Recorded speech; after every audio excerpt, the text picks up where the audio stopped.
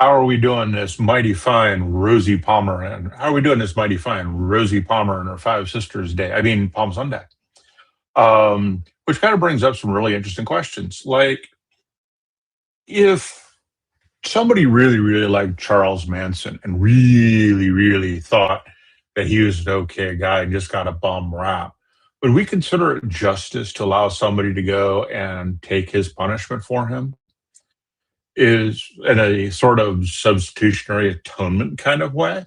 What about a father for a son? Would that be okay? Or a son for a father? Would that be okay? If a father commits murder, would it be okay for the son to go, no, I'll take that rap. I'll do the prison time or be put to death, whatever the punishment is? Would we consider that to be justice? And if we do consider that to be justice, why don't our laws allow it? Why aren't you out there trying to change the law to allow it? And if you don't think it's justice, why is it not justice for a human to do it, but it's okay for God to do it? To even say, hey, here's my son, kill him. For all of you, right? I mean, we're doing the sinning, we're doing the evil, we're doing the wrong thing. And God says, no, you can sacrifice my son. Is that justice? Is that love? Is that even moral? Well, that's what we want to talk about today, as well as whether or not you can prove God. So guess what? Let's talk. The show, it starts now. This is Skeptic Haven. Let's talk.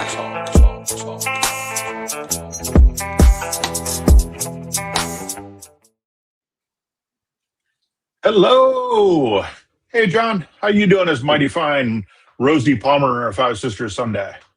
I'm wonderful, Jim. How are you? I'm doing good.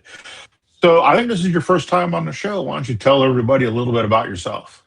Thank you. Yeah, it's lovely to be here. Honored to be joining you. So I'm John. I have a TikTok channel and a YouTube channel where we do call-ins, debates, a very similar kind of format to this. The topics change from week to week.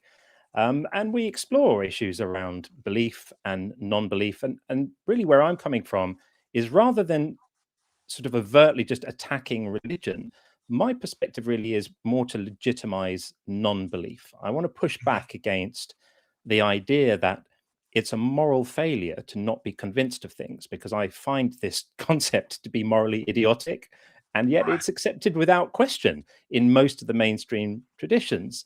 And so really most of my work centers around that kind of idea of really wanting to just legitimize non-belief as morally neutral and sensible. Yeah, and it is, because we don't make any judgments about morals. That's a whole separate topic from whether or not a God exists. So, which most people don't seem to really get, and it's very, very annoying to be assumed to be evil because we don't believe in God. Because to me, if the only reason you're not doing something is a fear of punishment, I don't think you're fundamentally good. Fundamentally good people do good things because it's the right thing to do, not because they fear punishment. So it just doesn't make any sense to me.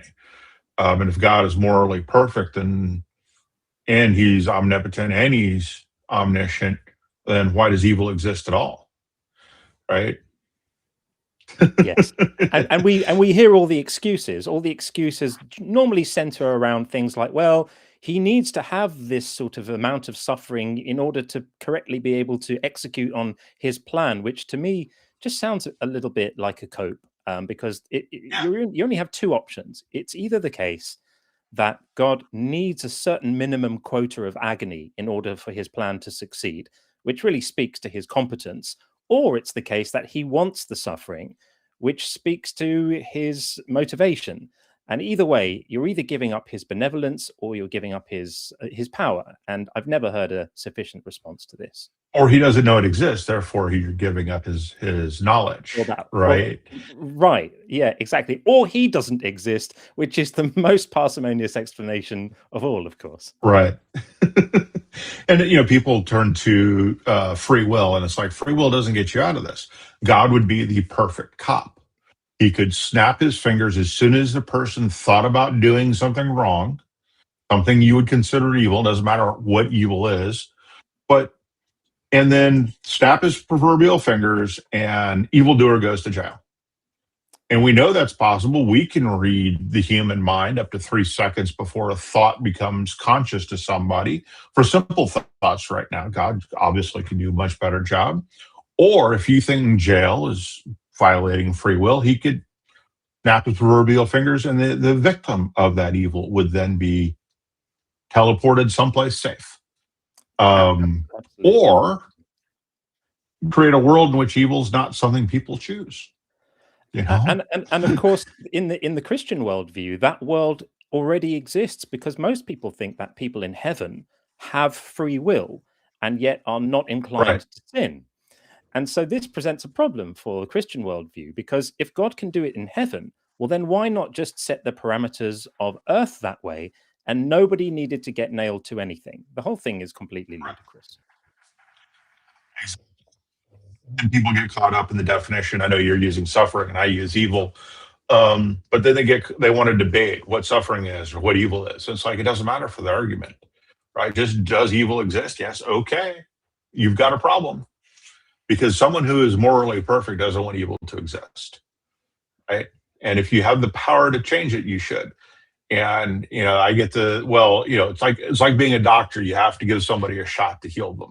You have to cause a little bit of pain. It's like, yeah, but most doctors would prefer not to give the shot and give them a pill. They would prefer you prevent the disease rather than have to give you a shot. They have to give you a shot because they don't have a choice. And God being omnipotent,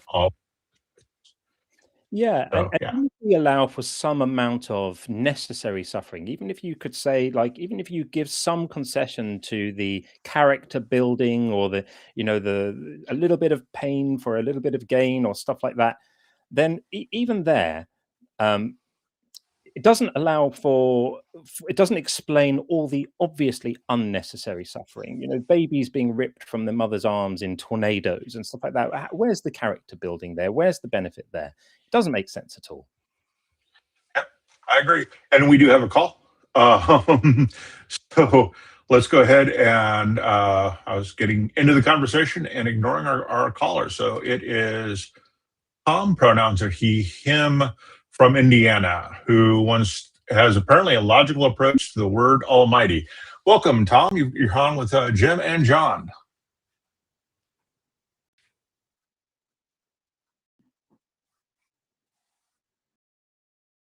I really do like your approach. And I am voice only right now. I've been a logician for about 55 years. I was in IT since 1972. I studied logic and philosophy and computability, along the IT lines forever. I think I've got a logical approach to the term Almighty. And if y'all are Christians or have a Christian background, you'll understand that the first thing in the Nicene Creed, I believe in one God, the Father Almighty. Mm-hmm. Ring any bells? Yeah. Okay. Now, my position is that that Christ and Jesus are two wildly different things, and that the Christ bits come from the Nicene Creed. And if you go through the Nicene Creed, it doesn't say very much about Jesus and himself and what he taught, but about all the things he's going to do. And my premise is this: if we can destroy the notion Almighty, then that whole creed thing simply falls over. And what I'd like to do with you all, if I can, is to conduct a thought experience, a kind of a role-playing game, if I can. Yeah, sure. You all up for it? Okay, it's we got short. time. It's about 5 minutes. Oh, excellent. Now, the notion of something being almighty, I think, needs a little refinement. First of all, you have to be able to define an activity. All right. Simply because I can say, okay, Almighty, you've got to be able to come up with 10 divided by 0. Well, no, you can't. You can't define that. That is that. So just because you can't divide 10 by 0 doesn't make you any less Almighty. Omnipotent or almighty doesn't mean you can do something that is illogical, like create a married bachelor or a square circle or anything like that. And I would suggest that anybody who believes in the triune God doesn't really care about logic in the first place. Well, you are onto something there. I totally get that part. I'm going to try though to make something that is like will make people sit down and think to themselves and scratch their heads just about this almighty term part. Now the experiment goes like this. All right, I need 2 players, and I'll be one, and you all can be the other. You can play the role of the Almighty, and if you want to tack God onto it, that's fine. But just an almighty entity of any sort is going to work for this game. Okay. Okay. And in order to play this game, you and I, the Almighty, and I am going to posit here. I am not Almighty, just an ordinary Joe, ordinary Tom on the street. We'll take 2 pieces of paper, a red sheet and a blue sheet. And I'll have a red sheet and a blue sheet. The red sheet are the things that I can't do, and the blue sheet is the thing that I can do. Same for Almighty. Okay. And what I'll do is this. I will name a task and say, Almighty, can you do this task? And of course, being Almighty, you're going to say, oh, of course, in my sleep. Boom, off we go. And then you get to play the game with me. Is there something that I can do? Can I jump and orbit the moon 3 times and land, at whatever the speed of light turns into? And of course I can't, but the Almighty should be able to do such a thing. You're not violating any laws of physics. You're Almighty. You can hold your breath, right? Mm-hmm. Your legs are strong, and you can jump and go through the atmosphere around and around and around and hit the moon and jump back, blah, blah, blah. Mm-hmm. Okay. So those are the kinds of things, and that's how we're going to play the game. I'll ask you, can you do this? And then you'll say yes or no and write it on the list. Yes, I can. And you'll ask me something, and I'll write it on my list, and I'll say, yes, I can, and I'll say, no, I can't. You ask me if I can make a nice chicken cacciatore? Yes, I could do that. That kind of thing. Can you make a nice chicken cacciatore? We make our lists, and then what's the end result? We make our lists. Yay! What's the end result? All right. Okay, I'll get to that in just a second. Let's put a few things on that list. Okay. So the first thing I'm going to ask you, Almighty, is can you, in fact, jump from the Earth, orbit the moon, and come back while holding your breath? And of course, you're going to say yes. All right. Okay. Oh, you're going to let me answer? Or you're going to answer for me? Oh, okay. Well, go ahead and answer. Yeah. I just said yes, but so this is see, I know this is going to happen, which is why I want you to jump to the end. There's going to be right. We already know what's going to be on both lists, so just jump to it. We don't need to play the game. Okay. The punchline is this: I'm going to ask you, Almighty, can you make a list with things on the red list and the blue list? Yes, because I can't do things that are logically impossible. Those are the things that I cannot, that the omnipotent God cannot do. But how can I do it? I can make a list of things I can do and not do. Right. So can the Almighty. I just told you what's on the things that I can't do list is things that are not logically possible. But why can I do something that's not logically possible? I can do the You can't same thing. you can't make a square circle.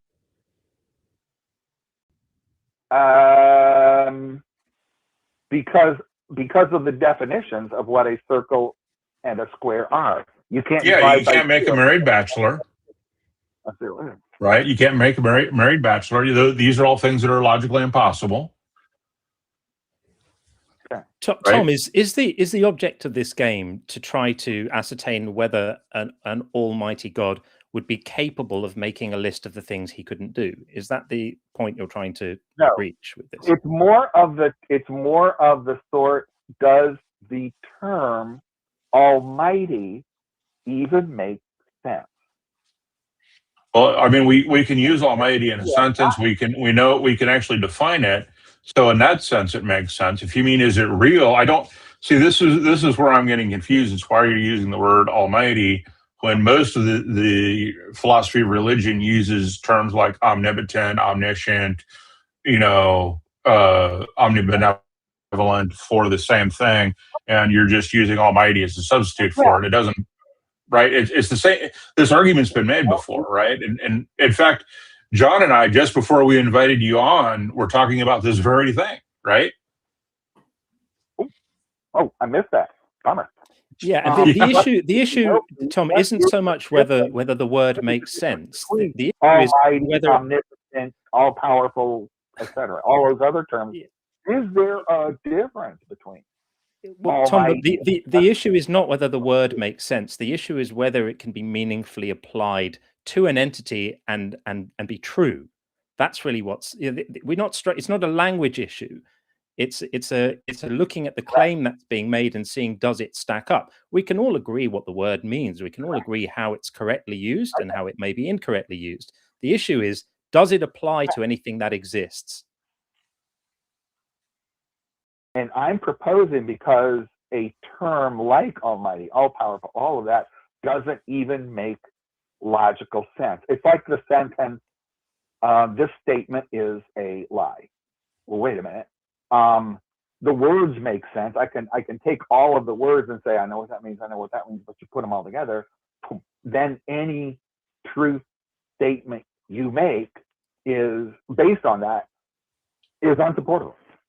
Well, and my position is, if I've got a creed that says I believe in one God, Father Almighty, all of the other truth claims based on God Almighty are now unsupportable. Yeah, I mean, that's basically you're making the argument God for actually evil. is. It's not exist for Yeah. not. It's not a Epictetus made this argument back, centuries ago, right? This is basically the problem of evil. Yeah. Somewhere between 341 and 270 BCE, Epictetus made this exact argument. Oh. I've only been listening to people like Augustine and Aquinas and those post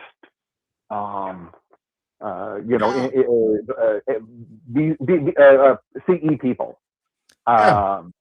So yeah, I'll look up what Epictetus had to say for himself. Yeah, yeah. If the argument is that an all-powerful, all-knowing, omnibenevolent God entails contradictions, then we're all in agreement. Yeah. Yeah. And then if a person then tries to apply argument and rationalization for any activities, morality or fundraising, I mean, name it.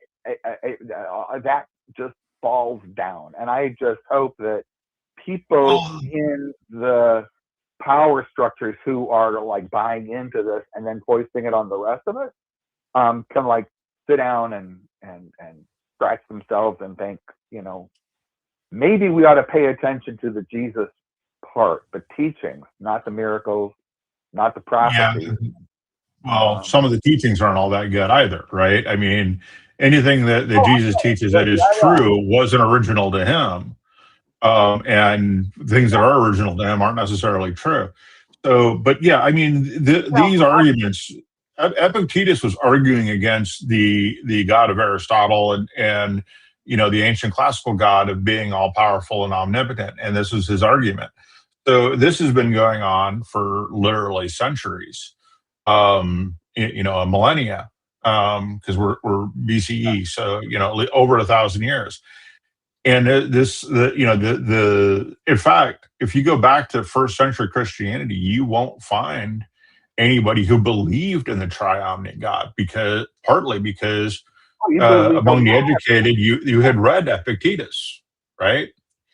Yeah. So, yeah. Well, that's why the Council of Nicaea is to like get everybody all on one page, and then get money and armies. So yeah. Yeah, but this isn't a new argument to the philosophy of religion. It's a really, really old one, and as far as I'm concerned, it's one that cannot be answered. That there is no argument for God that actually addresses any of the premises of the argument. So, well, I think it goes further than that. If you think that, look, God exists or God doesn't, you cannot say it is omnipotent. It's something, but it's not omnipotent. So why don't we ditch the God-based morality bits, the quote unquote, Western God, Abrahamic God thing, and those moralities, and then think about what sort of a thing is a God going to be if it can't be an omnipotent thing. Well, then you've got a problem, because now the God becomes supernatural. If he can do supernatural things, he's not omnipotent. And the problem with a supernatural claim is that over the last 2,000 years, science has disproven everything, every phenomenon that we thought had a supernatural cause. Right? Why do my cows get sick? Oh, a witch cursed you. The gods don't like you. No. Now we have the germ theory of disease. Right?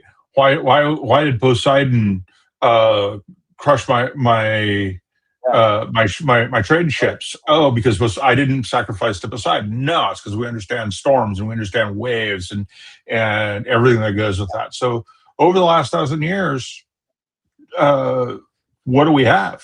The last 2,000 years, excuse me. What reason do we have to conclude the supernatural even exists? You have a quote unquote, if you take the Almighty out of it, what do you have now? I've got a spectrum of things that have different levels of capabilities. Okay, I've got an amoeba, got a housefly, got a horse. Yeah, that's what but those are all natural, right? It's a spectrum, and we could go ahead and stipulate then that whatever this thing is has the most power. And if we discover another power besides that, boom, it goes on the list, and here's on the spectrum. So out there at the far end of the spectrum is something that we can't claim that it needs worship. We can't claim that it needs atonement. We can't claim that it needs anything, but it has something that we're all a part of and that we can respect, and that we need to respect it. And the more we understand it, and when you get down to, we're getting a kind of E equals MC squared. Everything is energy, right? Well, let's get down even more than that. When you get down to particle physics and quantum theory, you get down. That's what we're talking about, right? E equals MC squared. We're talking about capital E energy, which includes the quantum fields. Yeah, that's all energy. It's the notion. It's the notion that a particle isn't definable until you observe it, and then you get the collapse of the wave function. Yeah. We're talking about energy, so we don't have to get into specifics of quantum physics.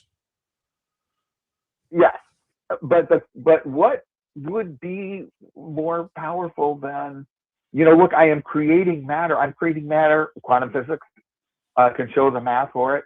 Creating matter out of the energy is the most fundamental force we have. Yes. What about it? Yeah. So, and it's tested and tested and tested, right? So why can't that be a substitute for this God thing that everybody's like? Because as far as we can tell, it has no free will. It doesn't fit any definition of God people are willing to use. And you could ask the same question: why can't energy be a substitute for Santa? The answer is you don't need a substitute for bad ideas. You just get rid of them and then get on with reality. That's right. And you got reality. What then is reality is the culmination of all of these waveform collapses. Every time I open my eyes, right, I'm observing in macro. Well, no, that's not what that's not necessarily what observation means. So, in terms of quantum physics, it's just being able to see it or detect it, right? Anyway, this has been a fun conversation, Tom, but we're wandering far afield. Right. All right. Talk to you guys. Thanks. Thanks for calling in. You too. Bye. Okay, that was a fun conversation. I'm not sure. I think he is an atheist, or at least leaning that way. But yeah, it's the whole redefining words thing again, and it just doesn't bias anything. It doesn't, because I always want to ask the question: what additional understanding is provided by deciding to call things we already understand God? What does that add to our understanding of anything? And the answer is always nothing. Right. And a Christian's not going to accept that anyway, right? Because God is supposed to have some sort of free will, be some sort of actor who can do things. And that is not what energy is. It's basically the God of Spinoza. That God is not the God of the Bible. So it can't be the Christian God. It's not the God of Islam. So it can't be that one. It's not the God. It's not any God for which we have any kind of record of. And it's just not that. So. Yeah. It's people want to personify things. People want to create a character behind things, but it's okay to just say some things just are what they are, and there isn't a character there isn't a personality there. And so trying to impute God into that just kind of creates a category error. You just don't need it. Just don't need to do it. Yeah, it's a crutch. And we don't need that crutch anymore. We have a better understanding of the natural world. We know that Zeus is not throwing lightning bolts around. We know that Thor isn't the god of thunder, because we know that thunder is a result of lightning. So you can't have a god of lightning and a god of thunder. That makes no sense. They have to be the same thing if they're going to be a single god. And spells don't work, and prayer doesn't work. We know all this. Apparently you are the Messiah because you have cats. Yeah, I do have 2 cats, and they like to participate in my live stream. So I generally have at least one of them on my knee for most of the time when I'm streaming. So it kind of adds to my zen, keeps me calm. It increases my tolerance for really bad ideas when I have a cat in my lap. It's a wonderful thing. I recommend it. It's excellent. I mean, Jim, when you were saying earlier about supernatural explanations for things being replaced, that direction of travel is completely asymmetrical. In all of human history, there has never been one instance where a scientific or naturalistic explanation for something has subsequently been replaced by a supernatural one, right? But time and time again, we discard the supernatural explanations for weather or failed crops or illness or earthquakes, and we explain them in terms of things we understand. And it's the same pattern over and over and over again. You'd think people would learn that there's something shaping up here. This is pointing in one direction only, right? Yeah, well, it's even worse than that, right? Because you had the James Randi Foundation, James Randi himself for a while, and then his foundation with the $1 million prize for anybody who could prove the supernatural existed. And he had 3 or 5 tests that you had to be able to do, and nobody passed the first one, so no one came even close. You had Johnny Carson on TV for 40 years who would bring on all kinds of charlatans and then embarrass them on TV by showing them glorious, wasn't it? Wasn't it glorious? Yeah. And so and then you have the Templeton Foundation, a Christian organization, who still thinks prayer works, despite the fact they funded a study that not only proved it didn't work, but proved that if the people knew you were praying for them, it would be they would end up with a little bit worse of an medical outcome. Statistically significant, but small, right? Because they divided the people up. It was cardiac recovery patients. Right. And Exactly. in the arm of the experiment, there was no detectable difference between the prayed for group and the unprayed for group. But the group who knew they were being prayed for had slightly worse outcomes. To me, it's chef's kiss perfect, isn't it? Oh yeah, yeah. Because and all of the studies that have been done after that all have problems. That one was done really, really well, and so it's just like it doesn't make any sense to think that the supernatural exists. It has failed over and over and over again. And I have challenged people. People have called in the show, and I've been on and said, I'm a witch. I said, good, make my hair fall out right here, right now, do it. They're like, oh no, I can't do evil. You're not doing evil, I'm doing something I'm asking for, something that is visibly going to happen. How about giving me bunny ears? What can you do? What? Yeah, and of course, Matthew 21:22 says that anything you ask for in prayer, believing, will be granted. So it must mean those people obviously didn't have enough faith. Right. And then we can go to, hurricanes still happen, house fires still happen, people starving to death still happen, even in highly religious countries. All these things still happen despite people praying for it not to. Yeah. And all the Christians can do is go, but that Bible didn't burn. Okay. Right. Yeah. Yeah. The building fell down and killed 20 people, but the Bible survived intact. So hallelujah. Right. Or worse, planes flew into the building and there was a cross left after. If there's really a God, would the planes have flown into the building? No. Yeah, it's grim. And in fact, the whole concept of prayer is rather stupid, because if there is, coming back to this omniscient and omnipotent God who has a plan for everything, well, what exactly do you imagine your prayer is going to achieve? God already knows what you want. You don't need to let him know. And are you going to persuade him out of the plan he was, thinking he was going to do? And he's going to say, oh, yeah, I see what you mean there with your prayer. I had it wrong. I'm going to change my mind and do something different. It is rather silly, isn't it? Well, I mean, and it's happened, right? You had Sodom and Gomorrah. I forget the guy's name, but he said, no, God, what if there's 50 people that are good? Would you still destroy it? And he said, well, no, I won't destroy it if there are 50. Are there 2? No, I won't destroy it. Well, there are 2. Let me go get them. Yeah, that whole story is so weird. That story of Lot and his family, Lot offering his daughters up to the baying mob, and offering, he's got these 2 strangers in his house, and the mob turn up at the door wanting to know the strangers.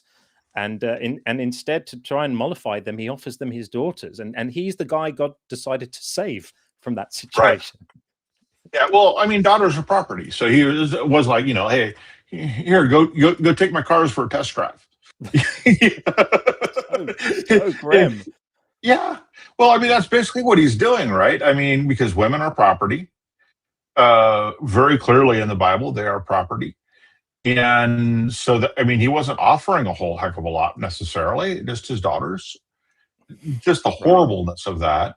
And then you've got Balaam's donkey talking God out of, or stopping Balaam from going someplace because God is going to kill him, talking donkey, who knows God's plan. Yeah, donkeys can talk Aramaic occasionally, apparently. Apparently, yeah. Yeah, that's not... Have you even thought about this, dude? Have you read the Bible? And of course, every time, that's the other frustrating thing is that very often we as atheists have to teach Christians their own Bible because they have never read it. They have only gone by what people have told them. And yeah, and it blows their mind when they start talking about Genesis, and you're like, which story? There's only one. Oh no, there are 2. They are very distinct. And the apologetic for them is stupid. God is recapping what happened in the first story that happened 2 verses. There's like 2 verses, maybe 3, between the first and second story. But apparently, we humans need to be reminded that this just happened. With a changing recap. The recap is exactly a recap. What is this? A weekly serial? Yeah, it's so crazy. It's so crazy. I was speaking to someone about Genesis on my stream last week, and And I said to him, why would it be that the creator of the universe, the architect of the cosmos, the originator of absolutely everything, decided that the sensible way to encode the most profound truths we could ever know, like the knowledge of good and evil, rather than putting them in a library or engraving them on tablets or making them available as some kind of neural downlink or anything like that. No, he decides to encode that information in fruit. That's his chosen method.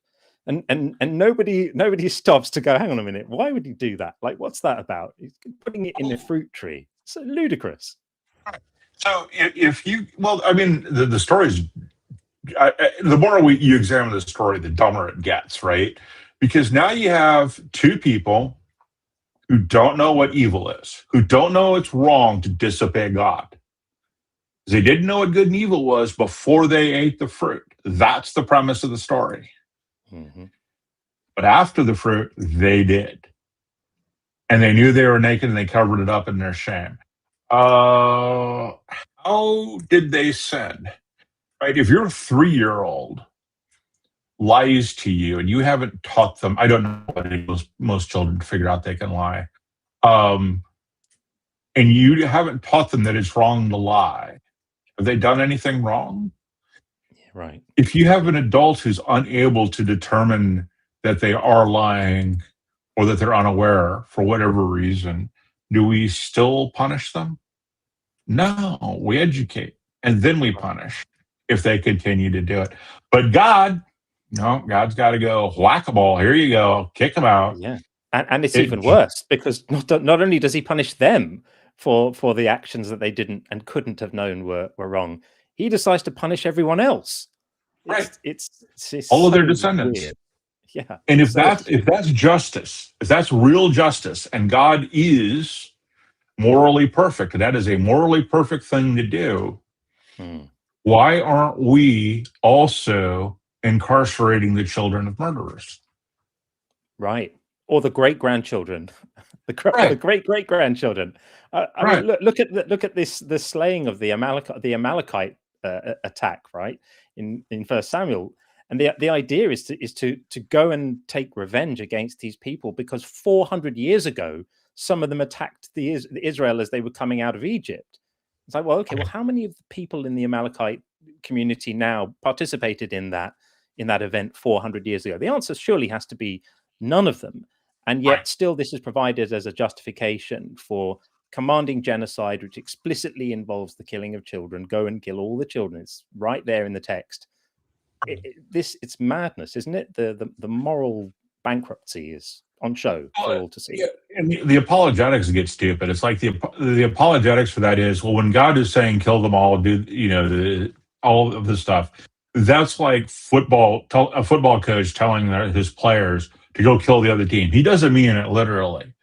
Is that the apologetic there? Yes, because they forget or they hope you don't know that God does in fact punish, I believe it's David, for not doing all of that. Right. So, because the king that brought back some animals and brought back some folks, God says, "Why'd you bring them back?" And he was like, "Well, zap, you're wrong. It can't be hyperbole. It can't be some sort of talking up the troops and firing up the troops to go do something like you would as a football coach. It can't be that because God is going to punish you if you don't do it." Right. And as if that, even if that apologetic did pertain, it would still be morally unacceptable to speak to people in that way and say, I'm telling you to go and kill babies and children and animals, but I don't really mean it. Like, what are you hoping to achieve from speaking in that way in the first place? And this notion of collective punishment is a recurring theme in the Bible. God seems to be a very, very big fan of punishing large amounts of people for the actions of others. I mean, we get it in Eden, and then it becomes a recurring theme. You've got God killing 70,000 Israelites with a pestilence because David did a census that God actually made him do. It's so ludicrous. What did those 70,000 people do? So we know that this collective punishment theme is recurring in the Bible, and it's unfortunate if you're a Christian, if you're a believer and you're holding this text to be the expression of perfect morality, you have to account for a version of justice that says that it's okay, that it's good, not just okay, it's a requirement to punish people who didn't do the crime for the crimes of others. It's an untenable position. And we're not even getting into like the David story about the census and how that the story itself doesn't make sense because God ordered it, then decided he didn't want to do it. And the only answer for that is that you have two different stories that got mashed together, which is supported by the evidence. And we talked about Genesis. There are two flood stories. It's a little harder to tease out the flood stories because they're interwoven. But you can go back and ask some simple questions. How many times does Noah actually load the animals? He loads them twice. Why? How many times does Noah go into the ark? He goes into the ark twice. You know, and it makes no sense because he never comes back out or to do something God doesn't order it. It's just Noah is going into the ark. And then a couple of verses later, Noah's going into the ark. Why are we doing this? It makes no sense. So, you know, this is true throughout the Bible as we see stories that get stuck together because, well, why? And yet this is supposed to be divinely inspired? Mm-hmm. No, if you think that, you haven't read the Bible. Yeah. Yeah, it's true, because why would a divinely inspired book be so full of contradictions and inconsistencies? And the attempts to harmonize these things are just laughable. I mean, just absolutely laughable. The attempts to harmonize, for example, who was Joseph's father. You have two competing narratives in Matthew and Luke. We have Joseph's father was Heli, and we have Joseph's father was Jacob. Well, it can't have been Jacob and Heli. Right. That probably wasn't a thing back then. So which one is it? And you get, well, yeah, one of them was actually about Mary's lineage. So Mary's father is described as Joseph's father, and that makes sense. How exactly? That doesn't make sense. All silly. No. And then one of those two actually carries a lineage that God eliminates. So there's a problem there too. But I forget what the lineage is, and I'd have to go back into my notes and really figure it out. But yeah, there's all kinds of things that don't make any sense. Why would the Romans cause everybody? So the only reason Romans took a census was to levy taxes. So why would you leave the place where you live and where the Romans want to know what to tax to go somewhere else to whatever your city of your fathers is, however you want to define that, for taxes purposes? Because if you go from Nazareth to Jerusalem, right, Jerusalem's now going to have more taxes because people have gone to Jerusalem, and Nazareth is going to have fewer taxes because those people left. That doesn't make any sense. No. Romans aren't idiots. They didn't conquer the world by being that stupid. Right? And then you think about I mean, Joseph was a poor carpenter.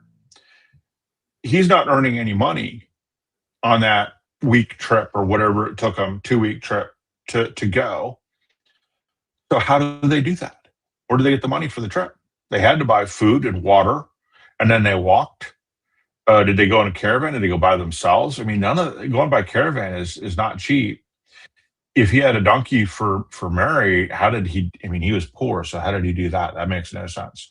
All right, there's nothing about that narrative that makes sense. So they go from Jerusalem to Egypt. Yeah. Nothing makes any sense about that either, right? Why go all the way to Egypt? Because Rome had conquered Egypt at that point. Oh, wait.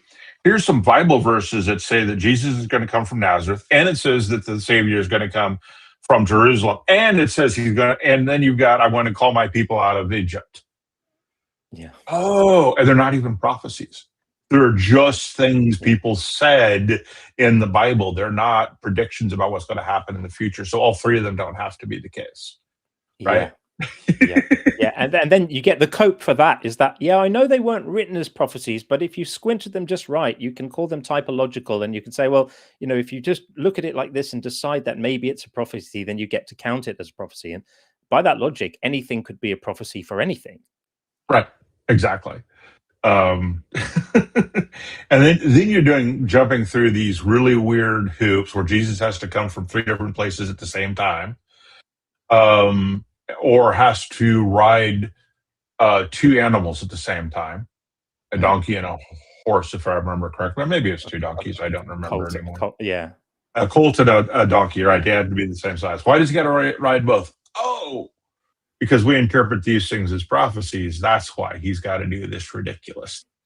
Yeah, and never mind that he didn't fulfill any of the other things in that prophecy about being a ruling king in Israel and bringing peace to the area and all of that he was supposed to do. He didn't do any of those things, but he's going to do them one day, apparently. So then that right. counts.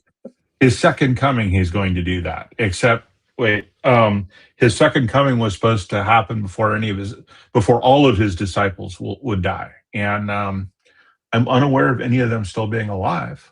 No, apparently they all passed away some time ago. Yeah, about 2,000 years ago. So something like that. So yeah, it is a bit silly, and I will never lose this feeling of absolute incredulity about how people who appear to be mentally normal in every other aspect of their life, they're holding down jobs, they're in positions of responsibility, they're raising families, they're productive members of the community, they don't appear to be suffering from mental illness.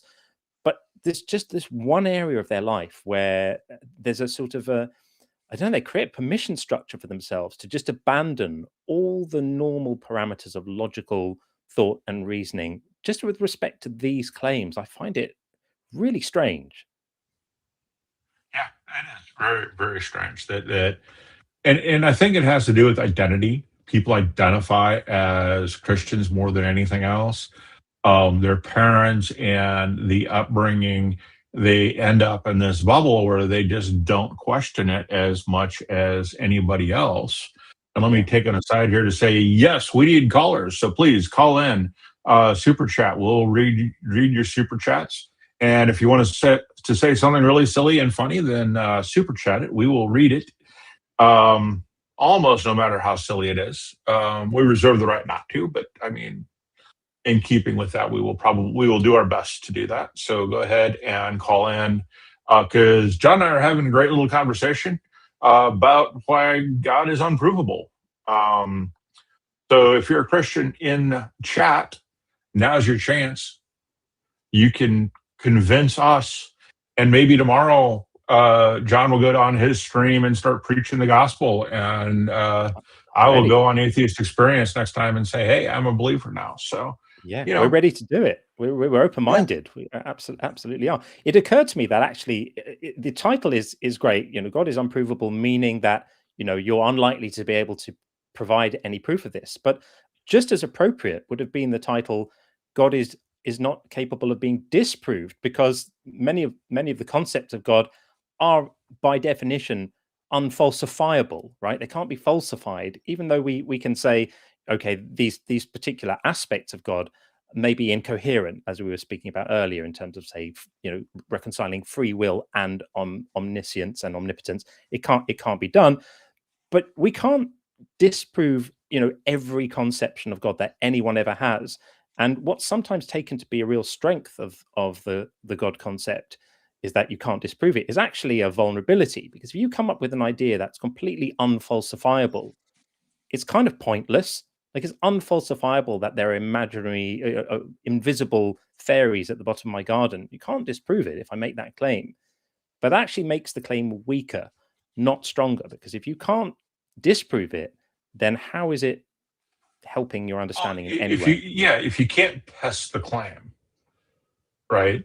How does that make the claim true? It sounds like a conspiracy theory. Well, this really happened because, because they wiped all the evidence out. Well, wait a minute, no. And there are some cases like Getty cases and stuff like that where justified true belief is called in, which is what we're kind of talking about. It is called into question.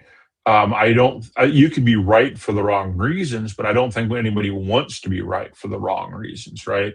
I tell people you cannot be right for the wrong reasons. You can be lucky, but you can't be right for the wrong reasons. Because if you agree to the conclusion even if the conclusion is true, if the premises are false, it doesn't you can't get there from here. You have to use a different set of premises to get there. So, it doesn't make any sense. Yeah, unfalsifiability is not the flex you thought it was. Right. It really isn't. And then science, the people who claim that science can't deal with the supernatural, that's also false. Science is a process of creating a hypothesis, something that is falsifiable, and then attempting to falsify it and failing. That's the most important thing, right? Not proving that it's true. If I want to prove Santa Claus is true, I can do that, right? I can point to everything that happens at Christmas and go, everybody believes, everybody does this, cookies get eaten, yada, yada, yada. But as soon as I try to falsify the claim, that's when we really start getting into, oh, he really doesn't exist, right? Because sometimes it's easy to prove something for all, like we said before, for all the wrong reasons. You got to have the right ones, and falsifying that is a critical piece of science. Karl Popper talks about, he was alive when Einstein and Freud were alive, and he talks about Einstein pacing, waiting to see if a prediction of his came true. And if it did, it meant E equals MC squared. And if it didn't, it meant that all of his work was nothing. And Freud was just there and just adjusting everything he said to fit the facts, right? He was creating facts to make up to suggest what he was doing, and how the two things were not the same. And I think that's just something that makes sense. So we can test supernatural claims, but we failed. They have failed to be proven true. The moment your supernatural claims have implications for the reality that we all live in and that we all observe, then you've crossed into the legitimate domain of empiricism and science, and that's how we work with science. So if your supernatural claims are separated out, if they're sort of encapsulated away from our reality, if you're just saying there are spirits and they're looking down on us, okay, well, fine, maybe not. But the moment your spirits are affecting outcomes, the moment your supernatural claims are affecting health outcomes, as we were discussing earlier, or anything, any effect on the world is going to be measurable, and we have statistics. That's a way of looking at not just one effect, but lots of effects, and we can look and see, are these claims actually happening? Is there a connection between the things you say and the effects we observe? That is the domain of science. So I don't agree with Stephen Jay Gould's idea of non-overlapping magisteria. I think that's fine if you're keeping your claims to yourself and not making any claims about reality at all, then fine, then you can have your non-overlapping magisteria. But the moment you make claims about how things work in the real world and how things are affected in the real world, then that's legitimate turf of science. Right. Yeah. Before we take this next caller, I do believe that we have a promo about some stuff coming up.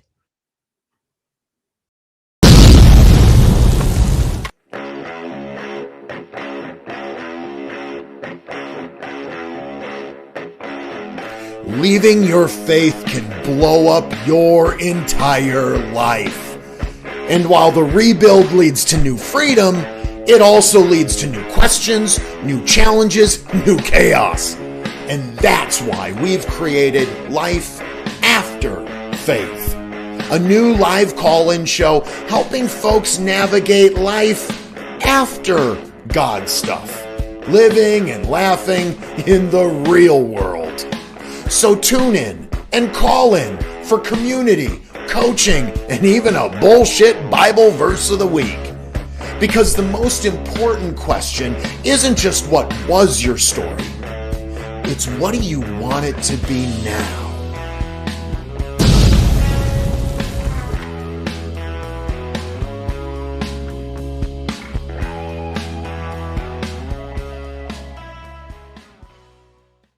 Hey, if you're just as excited about this as we are, please do us a quick favor, smash like, subscribe, leave a comment, and share.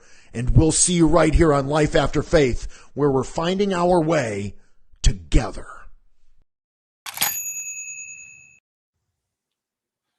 we go. A new show coming up.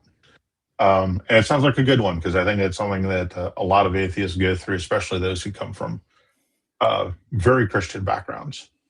Yeah, it's a really, really important area that the changes that people go through when they leave a faith-based life and leave the beliefs behind. We need to speak more about that, and we need to speak really honestly about the pain and loss that's involved in doing that, and then the riches that await you once you go through that pain and loss, and how much more authentic your life can be when you're not having to constantly negotiate with yourself about holding beliefs that you know are rubbing up against reality and not in a good way. Yeah. There's a reason why the angry atheist meme exists, right? Because it's part of the grief process, losing a part of yourself that you identified with. And whenever that happens, there has to be some sort of grieving. But then there's also the what's next. So, it's my family has abandoned me. I don't have any friends from church. Where do I go? What do I do? And I, have fielded a number, hundreds of calls over the years, well, maybe dozens, about that exact topic. Is now what do I do? Okay. And this is a show that will help you find that community and refine that community, because that's one of the things that church does do is it creates a community, and we are social animals, and so you got to find a new community, one where it's safe to be you. And even if you go on to Meetup or Facebook and you find a group that's into whatever hobbies you're into, sometimes it's not safe there. Sometimes they want to lead a prayer circle, and so now you're right back there again. Whether you want to be or not, and that can be difficult for. So it's good to have some community. It's good to have people and ask someplace to ask questions, and get some other people's perspectives on where to go and what to do next.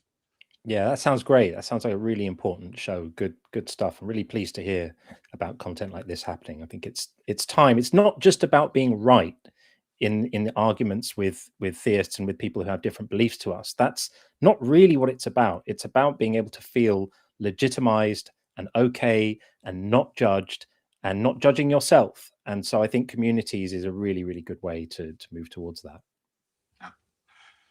Well, we have our second caller, who is Bree, and pronouns are Z-Zer from Iowa. And you want to talk about the narrative in Luke to make Jesus born in Bethlehem has a ton of problems? Oh, do tell. Yeah. Yeah. So, obviously there's the whole, why would you go to a city you don't live in to pay taxes? Right. But there's also the fact that I recently, after a deconstruction zone video, ended up looking up how the Roman provinces were actually organized and everything, and there was a lot of instability and rearranging after Herod the Great died.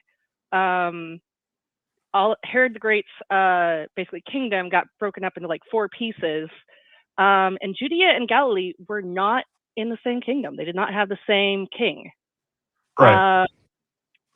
And then when what's his name? Herod Archelaus? I don't know how to pronounce that. After when he was deposed by the Romans in 6 CE, Judea, which was what he ruled over, got put in with the rest of the province of Syria, which is why Quirinius, who was appointed governor then had to do that census so that he knew, what kind of taxes he could expect to get from Judea.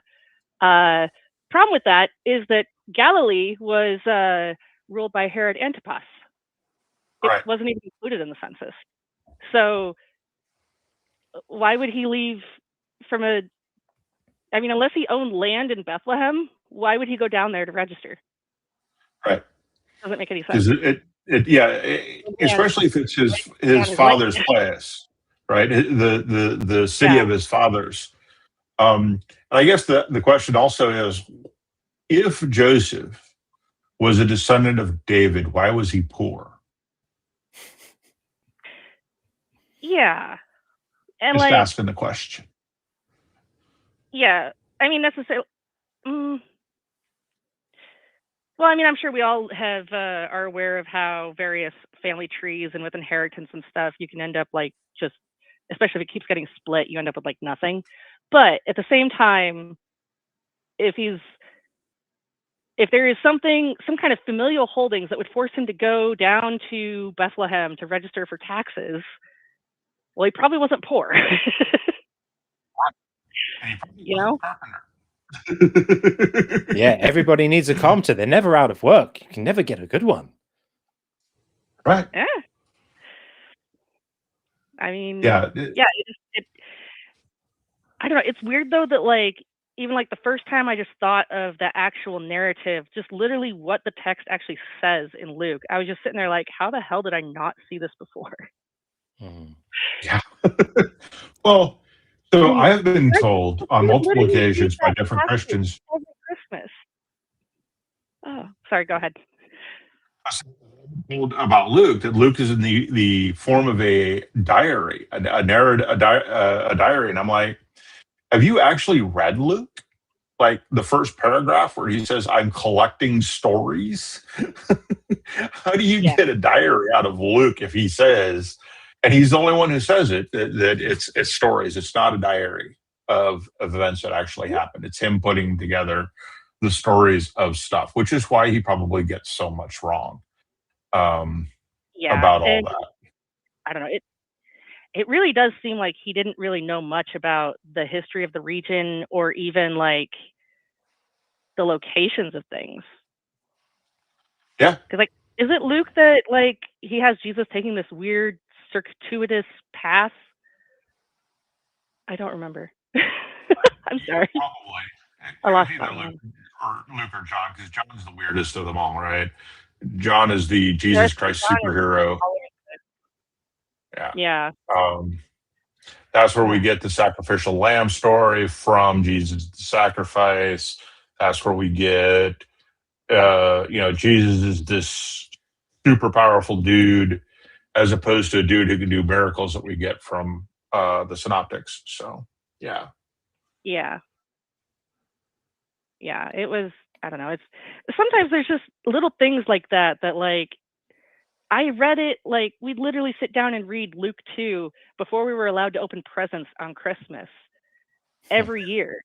And somehow it never clicked in my head until I was like out of the religion that, hey, that entire narrative doesn't make any sense at all. Well, they don't expect you to know actual history. They don't expect you to read, how often and when these censuses were conducted. We know when they were conducted. Yeah. They don't. They assume that the narrative is correct. Mm-hmm. And of course, the thing is, though, like even just word went out from Caesar Augustus that all the world was to be taxed, and so each had to go earn something like, I don't have it memorized, unfortunately. But like Joseph had to go to Bethlehem because he was of the house and lineage of David. That's literally the reason given. Doesn't say he owns anything there. Doesn't say he pays taxes there. It's even within the narrative itself, it doesn't make sense because why would you register to pay taxes in a place you don't live? Well, especially when you're supposed to, when the tax is on the place. The tax is on the place, and the people have to contribute that live in that place, but the tax is actually collected from the place, right? And the phrase you're looking for is now in those days, a decree went out from Caesar Augustus that a census be taken of all the inhabited earth. This was the first census taken while Quirinius was governor of Syria, and everyone was on his way to register for the census, each to his own city. Now, this would be required if you were traveling. So if you were a merchant or a caravan owner, or you had business in another city, you would be required to go back to your home city and to for the census in that case. But that you'd be a visitor, not a someone who lived there. So, yeah. Yeah, it's like if you, well, see, in that case, it would be like if you like worked on a ship that like took trade goods and stuff, you'd have to go back to the city you like call home to register for the census. Right.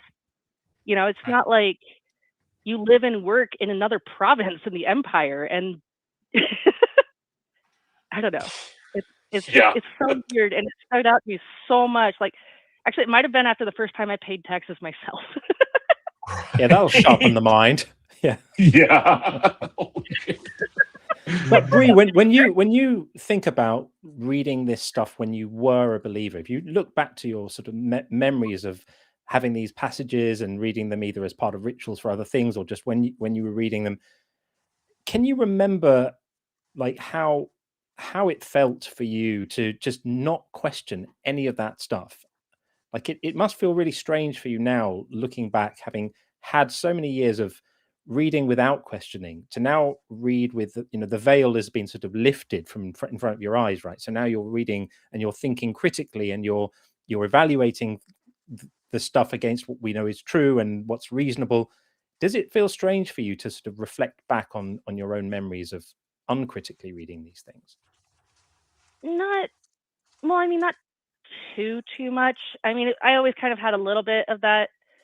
I always kind of had like those inconvenient questions that I couldn't ask anybody, because if I did, they'd recognize that, I don't know, I wasn't that, how to put this? I always felt like, because I would read a passage and I would have all these questions, but I would look around and nobody else had any questions. Right. They just accepted it. Yeah. And so I would just like kind of freeze and be like, what am I missing? Yeah. And I'm reminded of something, Bree. Have you ever heard of the social science experiment, where they put a bunch of people, there's two of that. One is that bunch of people that go in an elevator and they all turn around and face the wall at the back rather than the door.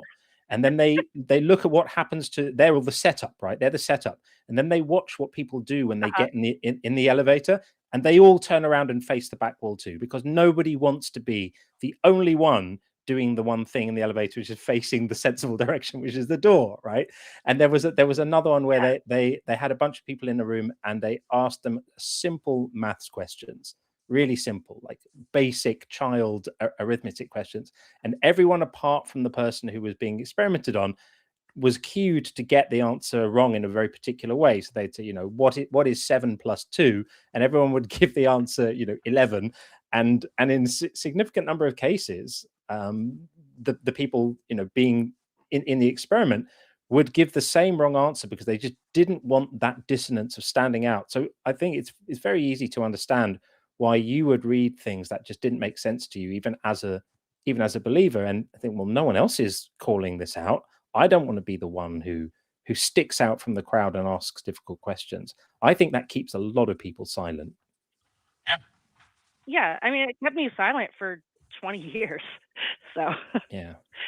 I mean, I remember the first time I questioned whether or not I could trust the Bible was like literally when we covered that passage in, I think it's Joshua, where he holds his hands up and makes the sun stand still in the sky. Because my brain was just like, how? Right. We're literally like everybody flying across the battlefield and mountains and everything. And just, I was like, what? Everybody would be dead. What? Yeah. Yeah. And where's the evidence of that? Because if the Earth were to stop rotating, well, first of all, everything else that's not nailed down would keep moving in inertia. And then, of course, that would nailed down. That would be very abrupt. Yeah, and then where's everybody else? There were other civilizations that were writing, and so where's their records of that? They appeared not to notice it. Yeah. It's really weird how that happened, But yeah, I mean, because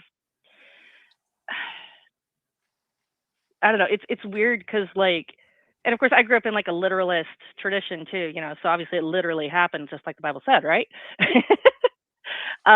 We didn't even have that out. But yeah, it was just like, and it always kind of sat there in the back of my mind, and like every time I'd like think about it too much, I'd get dizzy trying to figure it out.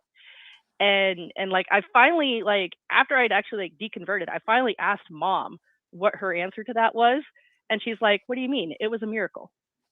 And I was just like, "What?" Yeah. Yeah, the Swiss Army knife of explanations is it was a miracle. God can do anything, right? That's it. Yeah, and like that's like saying it was magic. That doesn't make any sense. That is what it's saying. It was magic. That is exactly what it's saying. Yeah. Oh. Yeah. All kinds of fun I heard you guys stuff. talking about the birth narratives, and it just kind of, I'd looked that stuff up recently, so it just kind of really stuck with my head that, like, this is something I've never actually heard anyone talk about, was the fact that Galilee and Judea weren't even under the same governance when the census took place. Mhm. So, yeah. And you wouldn't know that if you were living at the time, or you would know that if you're living at the time. There's the same problem. There's the same problem with Daniel, with the book of Daniel, is there are things that come true, and then after a certain point, all the prophecies stop coming true. And the only reason for that is because the writer was actually making real predictions, is what he thought would happen, and all the ones that came before that were, well, things that had happened. So coincidentally, all the prophecies that took place after the writing of the book stopped being accurate for some unbelievable reason. Yeah. I think that just proves, though, that the author of Luke didn't actually live in that area, because if he had lived in that area, he would have known about the upheaval with the Herodian tetrarchy, and how, all that worked out. So he clearly wasn't actually from that area and didn't know that bit of local history. Yeah, or he didn't realize, he was putting together stories as best he could, so he wasn't checking for continuity. Yeah, but don't let facts get in the way of a good story, of course. You wouldn't want that. Oh, yeah. We do like a good story. All right, Bree, thanks for calling. Yep, no problem. Bye, guys. Bye. Okay. We do have some super chats to read. And the first one is from Dan Dave RC, who sent us $5 Canadian, which says, all gods are imaginary, all gods' miracles are myths. Imagine believing in Noah's Ark. None of the Bible prophets have ever been proven to be real humans. Noah's Ark definitely is problematic on so many levels. So many levels. Not entirely sure about the Bible prophets. That sounds about right. I would actually have to go look. What do you think about that, John? About his claim that none of them are true. Yeah, I mean, I think it would be hard to prove that any of them did, and there are some really crazy anachronisms and things that just don't work out in the Old Testament. I mean, I was thinking and speaking about one yesterday. Even in the book of Genesis, you have Abraham talking with Avimelech, who is the Philistine king, right? And of course, the writers of the Old Testament wouldn't have been aware of the fact that the Philistines didn't actually settle in that area from the Aegean until about 700 to 800 years after the time of Abraham, the time period of that thing. So that entire section of the book is just complete nonsense, because they're speculating about Philistine kings, but the Philistines hadn't arrived there and weren't due to for centuries still. So I would take with a very large pinch of salt any claims about anyone as historical prophets in the Old Testament. Pretty sure that most critical scholars today think that Moses didn't exist. He certainly didn't write the 5 books, but yeah. He's particularly unlikely to have written about the circumstances of his own death. Yes. And yeah, that would be unlikely. Have pen in hand while that happened. Yeah. And then from Indentured Cervix, we got $5. I forgot to tell Jim that Sean is John's amazing co-host. Thought he'd be here today. Still love you guys. several people in chat were saying that I sound like Sean or Sean sounds like me, and we're wondering if we were the same person and if I could prove that I am not Sean. That is a thing. That is definitely a thing, Jim. It happens all the time because when I do my show, Sean is off camera. He's like a disembodied voice who's just always there. He is really awesome. If anyone is a regular watcher of my show, everyone loves Sean because he's super smart and really just got his stuff together. But he does sound a bit like you. So people are often asking, is that Jim Barrows in the background there? I'm always saying no, it's not. So there's a bit of a conspiracy theory that you are Sean. I promise everybody that if you type in Jim Barrows into Google, first of all, there's more than one person with that name. But the other name that I have gone by in the past when I was a regular player in the SCA was Grim Shieldson. But that's the only nom de guerre, so to speak, that I have ever had. That would be on the internet today. When I was going to college 30 some odd years ago, I went by Java because those were my initials on the computer system, but I don't think that ever made it to the internet or Newsnet or anything that would eventually evolve into the internet. I could be wrong, but those are the only names that I have gone by: Jim Barrows, Grimshield's son, and Java way back, spelled Jaba. Well, the conspiracy theories are still going to persist. There's still going to be people who are going to wonder. No matter how much I deny them, it's like, no, guys, there's a reason why I'm me all over the place. It's because I just don't play that game. I don't care. Well, we'll just have to get you and Jim together to have, you and Sean, together to have a conversation, and that will put the rumors to rest. Or they'll think that I'm just having a conversation with myself, or Sean's having a conversation with himself. Yeah, brilliant. Yeah, all kinds of fun stuff. I know we've got some people, some Christians in chat who don't seem to want to call, but we don't respond to chat. So if you want to know what we think, or you actually want to propose an argument, you got to call. Yeah, and you can do that. Nice. Yeah, we're fairly friendly. You can call 984-400-5656. It's a U.S. number, of course. Or you can click on the link. It says web call. And either of those will get you in. And we can talk. Apparently, Boogie and I think Ben came up earlier to say, hey, call in. You also call in. Don't troll chat. We're here to talk to you guys. We're here to prioritize Christians who want to prove that God exists.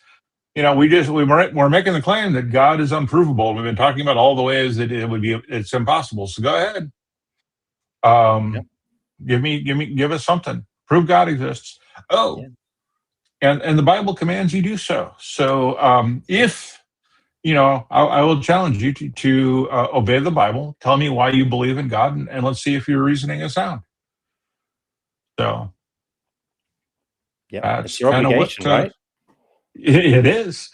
Was it 1 Peter or 2 Peter? I forget which one. Yeah, 3:15 is it? I always forget as well. But that's a commission. I think it is 2 Peter 3:15. Let's see here. That's your marching orders. I have Bible Gateway up. No, it's not 2 Peter. Let's try 1 Peter. Yes, but 1 Peter 3:15. But sanctify Christ as Lord in your hearts, always being ready to make a defense to everyone who asks you to give an account for the hope that is in you, yet with gentleness and reverence. So here we go. I am challenging you to give an account for the hope that is in you. And can you live up to it? I don't think you can. But that's the challenge. Oh, we had somebody, and it looks like maybe they dropped. Oh, that's a shame. That's a shame. Yeah, it's amazing to me that people want to be very, very vocal in chat and then not prepared to actually engage in a conversation. We promise to be civilized. We're not going to bully anyone. We're just going to have a conversation and compare ideas. And if you think your ideas stand up, and if you think they're worth organizing your entire life around, then you really should be willing to take 5 minutes to come and present them and have them, open to scrutiny. That's any ideas that are true should withstand robust scrutiny and discussion. So come up and tell us why this stuff is true. And your Bible commands you to. Your God's commanding you to. So you're being a bad Christian if you don't do what God says. Right. Yeah. Exactly. Apparently we have a call actually being screened, but I don't see it in the screener. Let me relive. Nope, I still don't see it. But I forgot what we were talking about. We were talking about how hard it is for a Christian to actually prove that God exists, and kind of what you've got to go through to do it. If you got to prove that the triomny God exists, and we'll give you that God can't do anything that's logically impossible. Although, as I said at the beginning of the show, if you believe that God is the Father, Son, and Holy Spirit, all of the same being and yet separate, I'm not sure you believe in the laws of logic. So I don't know why we would give you that, but we'll be happy to if you want to go there. We can lend it to you. We can lend you the laws of logic just for a while, and then we'll take them back again afterwards when we're done. And there's this idea that if God unambiguously made himself obvious to everyone, that he would be taking away our free will in doing that. I've always found this idea to be slightly strange, because he could let us know with absolutely no doubt at all that he's there, and then we would all be free to use our free will to decide whether to follow him or not, but at least we'd know that he was there. And so when I often ask believers, why doesn't God, if God is so kind of keen on having a relationship with us, why doesn't he just make an appearance to everyone? He could do it on any given morning of the week. He could make himself known to every person on earth, leaving zero doubt. He knows exactly what evidence would be required for every person, and he would be capable of providing it before he'd had his morning coffee on any day of the week. Why doesn't he do it? And they say, because that would take away your free will. This is such a strange argument. Like, is there any other domain where learning new information deprives you of your free will? Yeah, well, it's not even that. Satan exists. And Satan knows that God exists. And Satan knows that God knows everything. And therefore, why would Job and the bet between Satan and God even exist? Is Satan thought that, Satan apparently has free will and rebelled against God. And then Satan apparently thinks that he can tempt someone that God says he can't. Right. Makes no sense. It doesn't make any sense. Make it make sense. Yeah. Yeah. And what a horrible, horrible story that is as well. Yes. Really horrible. I was reading the book of Job last week, and again, it's so appalling. This poor guy, he gets so completely shafted by the two of them. Absolutely horrible.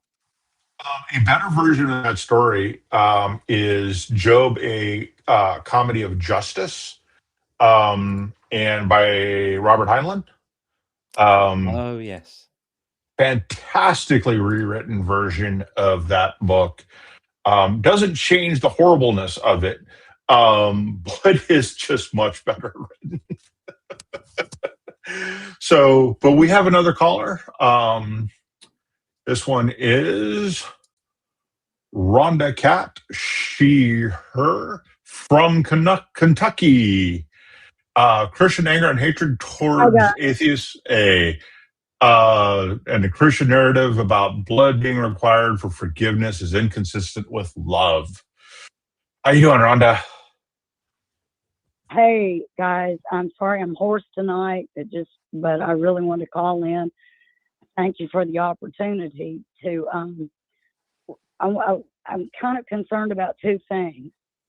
One, I'm not going to lie, I'm very concerned because Christians see no problem with war.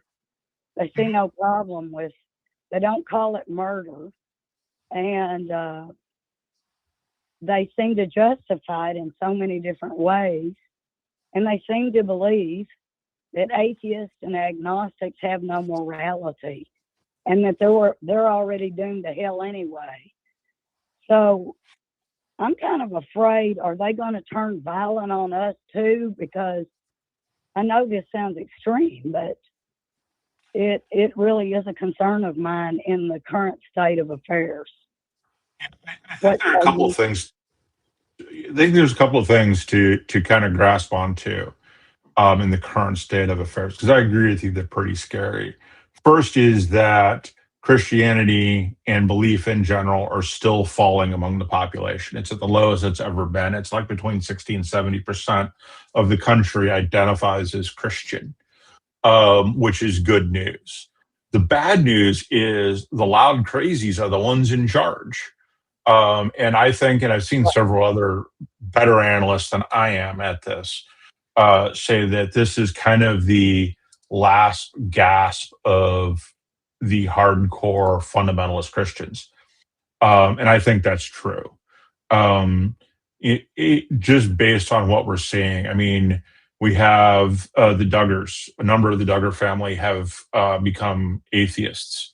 A number of the Westboro Baptist Church founder are atheists now.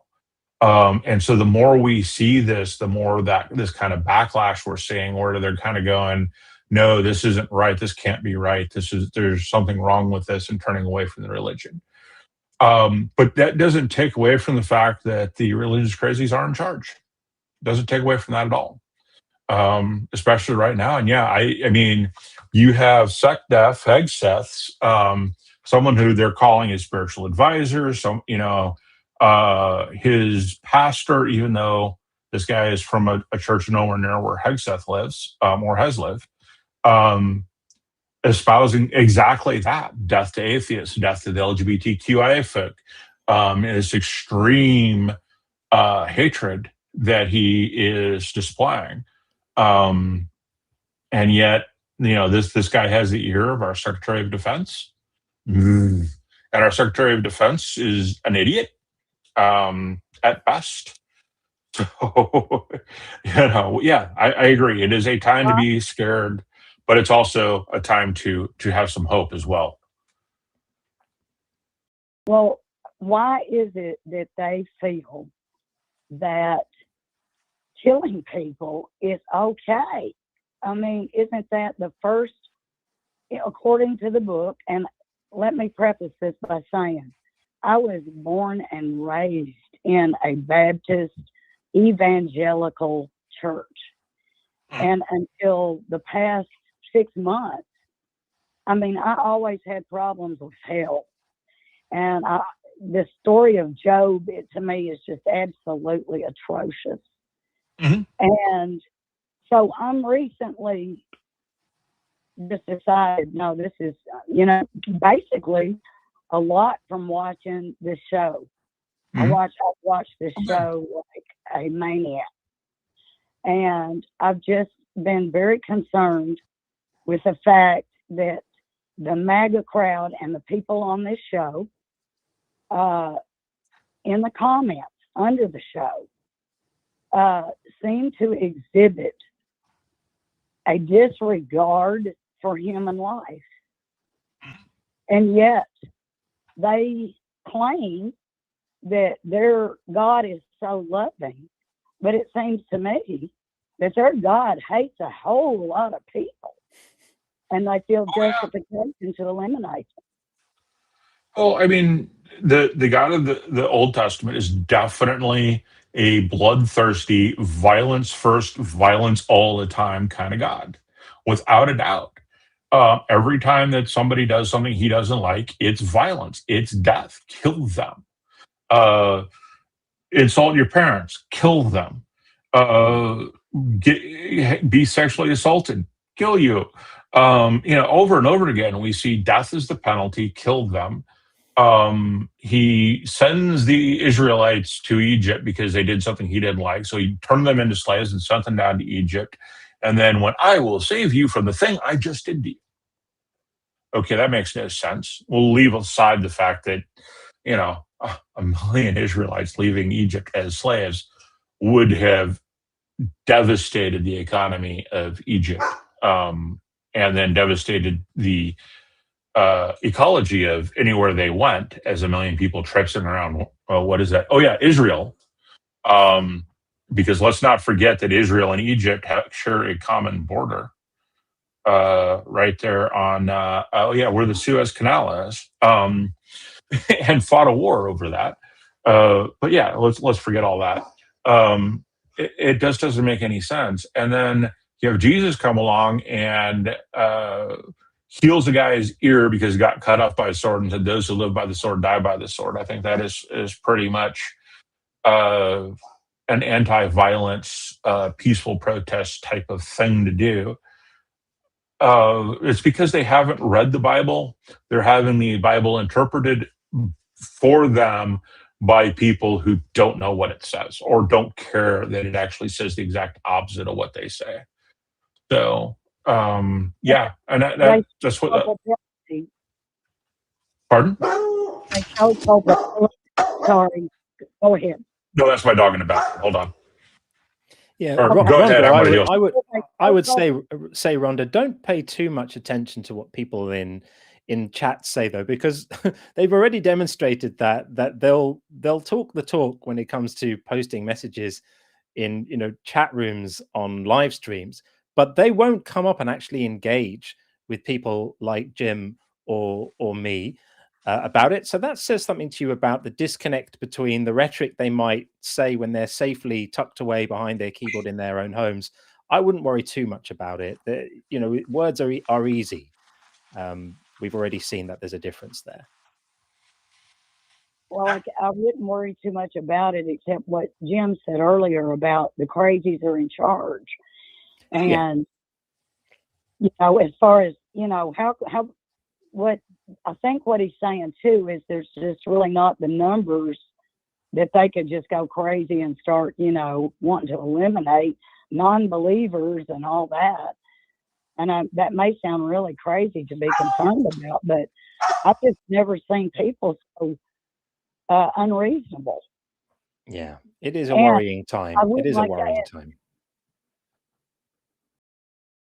I would like to add, too, that they do show culpability in the churches when they never mention these scriptures about the one about the boys being mauled by the bears and, the ones about the virgins and kill all people.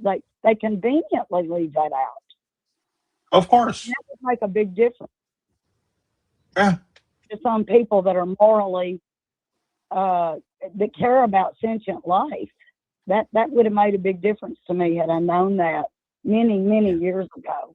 But it was because of your show that a lot of this stuff and other shows like yours that I've learned these things, and but yet I still do have a kind of a lingering fear of hell, and like I said, I was born and raised in it, so I guess that takes time to. Yes. Those lingering fears are often the last thing. To go. Even when you lose your sort of intellectual belief, those emotional aspects, those emotional parts of belief, quite often lag, and they stay for a little while, but they will go too. If you speak to, I speak to so many ex-believers, and the thing I hear so often is that they had those lingering doubts and those feelings of, am I bad? Do I deserve something bad? Is there going to be a punishment?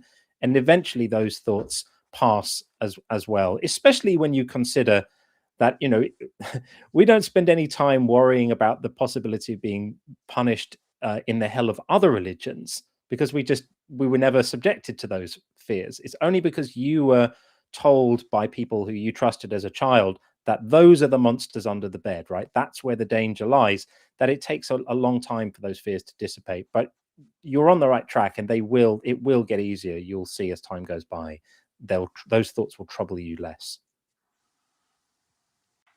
And you're probably going to die when I tell you I'm employed as an organist at a Baptist church. Good for you. That's hard.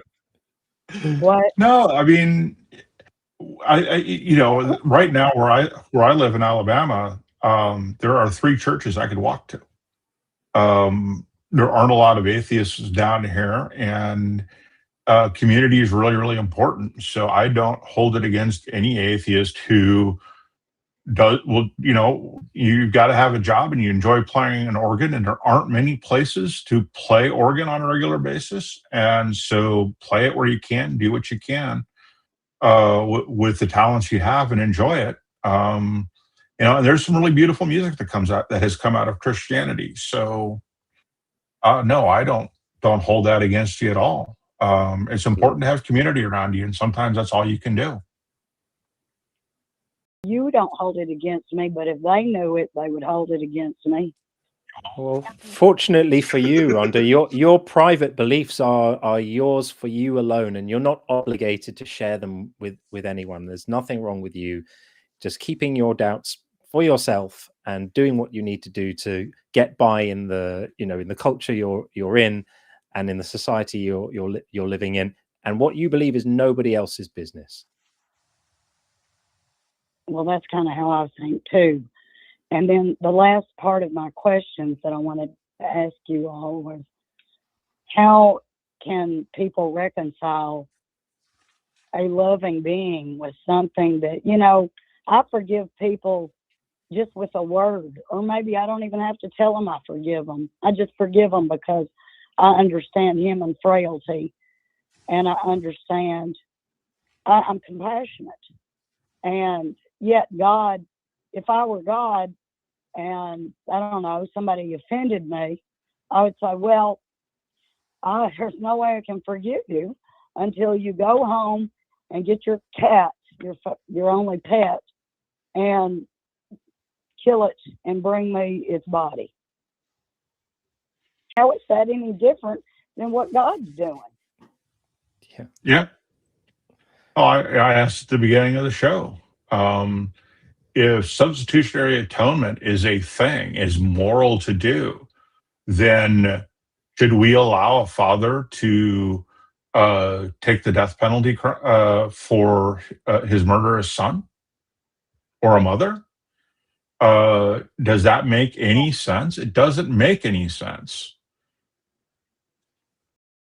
None at all. And another thing, I had thought about this, and I thought, well, now wait just a minute.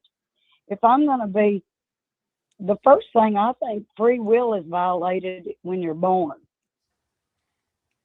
If you come into a cosmic battle between this devil and God, and now you've got to choose correctly, and you've got to suffer a whole lot going through it, and you're going to pay for these mistakes with your quote unquote sin has consequences, and you're going to live kind of a struggling life that you didn't ask for, to be in the middle of this dispute. But now you're going to be in danger of quote hellfire. Now this is a story that they believe. This is what is their Christian platform. So I don't get the thing of saying free will. That's already violated by you being here. If you didn't say, yeah, I sign up to be on one team or the other. Okay, so I don't get how they use free will. And secondly, it just seems to me that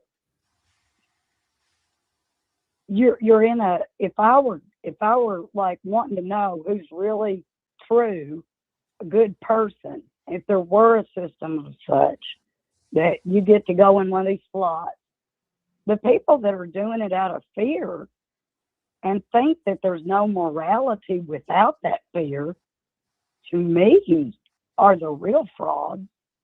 And the people who do kind acts and love people when there is no other reward but just the act of loving kindness are the real genuine people. Mm-hmm. Am I right? You are right. Yeah. I'm talking about morally. Yeah. Morals are an opinion of someone's action. If you like the opinion, or if you like the action, then you think it's morally good. If you don't like the action, you think it's morally bad. And Christians don't live up to their own God's morals. Don't even come close.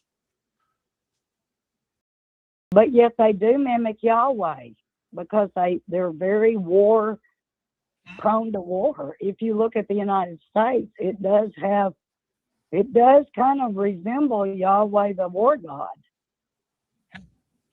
But then they complain about these people over here are worshiping Baal. Well, I thought Baal and Yahweh were kind of the same family. Well, depends on whether or not you think the Israelites started off as a monotheistic cult or not. And the evidence in the Bible is that they were polytheistic until they became monotheistic, and then we ended up with this whole nutty thing that we have today. So, they can't even read their own Bible correctly, or with objectivity, or without trying to make it say things that it doesn't say. There is I truly think that the only people who read the Bible and take it literally are atheists, because everybody else has to interpret it. Yeah. Yeah, and words don't mean words. Yeah. If you have to redefine the words, then you're making it something it's not. If you have to twist the words, you're making it something it's not. Yeah. And as soon as you read Genesis and you don't recognize there are two different Genesis stories, then you are not taking the literal word of God literally. You are interpreting it. Yeah. And there's just no way of getting away from that, because the Bible has so many really, really significant contradictions, not just the little details, not just was it 4,000 horses or 40,000 horses. There are really profound contradictions there. You've got in Exodus the idea that children are going to be punished to third and fourth generation for the iniquities of their parents, and then you have in Ezekiel the declaration that the descendants of people who do wrong are not going to be punished for the actions of their parents and forebears. The Bible cannot get its message straight, so there is no way to read it without twisting it, because whatever side of any issue you come down on, you're going to be causing a problem somewhere else for something else it said. That's just a problem with the text. Yeah. That's how I felt being a Christian all those years. I kept feeling like you can't win for losing. Yeah. I mean, when you read this book, you cannot win for losing. There is no way whatsoever to win. Because even in the New Testament, Jesus says, "For in that day many will come and say, Lord, did we not prophesy in thy name? Did we not perform miracles in thy name?" And he says, "Depart from me, you workers of iniquity, I never knew you." Okay. They thought they were doing the right thing, right? So that means anybody can think they're a Christian.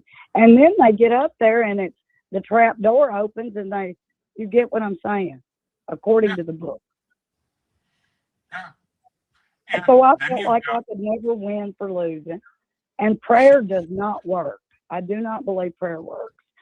But yet I get these videos will pop up from YouTube while I'm watching y'all's show, and it'll say, God's message now. God says you have a decision to make now. It's like I'm getting threats with, what are these videos that pop up like YouTube notifications? What is that?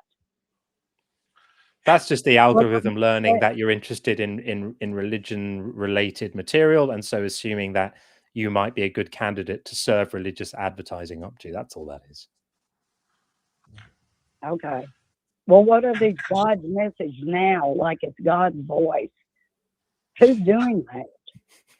Oh, Christians. I mean, they pay to advertise on religious-themed YouTube channels, and that includes atheist channels. The Atheist Experience, for instance, is I believe it's still one of the top 10 religious channels on YouTube, or at least it used to be. I don't know. And of course, we're not religious in any way, shape, or form, and yet we're still lumped in there. So it's just the algorithm doing algorithm things. It's kind of weird.